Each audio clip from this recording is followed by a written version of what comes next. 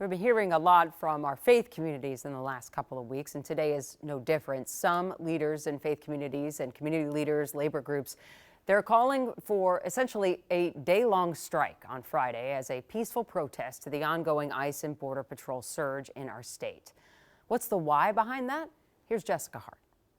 Our deepest commitment is to the alleviation of suffering. In the eyes of faith leaders, silence isn't always golden. Minnesota's exhausted. But it can speak volumes. The ones who have been silent, the silence has been deafening. And that silence, namely, is coming from our big corporations here in Minnesota. Silence these faith leaders can no longer tolerate. We, the assembled clergy here, call for a day of solidarity on Friday the 23rd. We ask for all Minnesotans to stay home. They're calling it a day of truth and freedom, where people don't go to school, work, or shop. This injustice is unfair. Imam Assad Zaman says this is in response to ICE operations in Minnesota that have left people hurt and others living in fear. This day is a consequence of all those actions. And the inactions of companies. I would encourage corporations to pick a side. This is a direct action. This is not symbolic. We are hoping that this reminds people that we do have power collectively. We are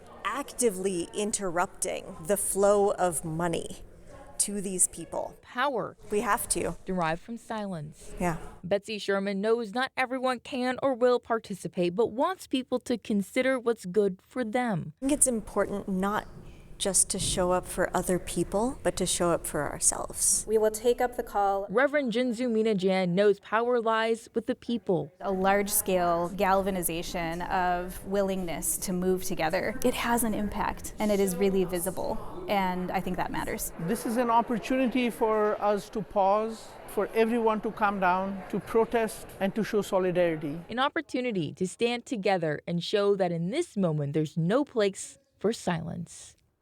Several businesses have announced they will be closed on Friday to stand in solidarity with the community. Minister Janae Bates Amari says she understands closing down for a day is a hard choice, especially when businesses have been struggling. But she says some of the businesses she's talked with say that some of the reasons why they're closing and they're choosing to do so is because ICE operations are having a negative impact on their business, Jana. Yeah, this is just a snowball effect. It's cold out. This is happening. Workers can't come to work. I mean, it's a tough time for those businesses anyway. Yeah, exactly. And even though it's going to be cold out, they're still going to have a rally in March at 2 p.m. in downtown Minneapolis. Wow. All right. Thanks so much, Jessica. We'll be right back.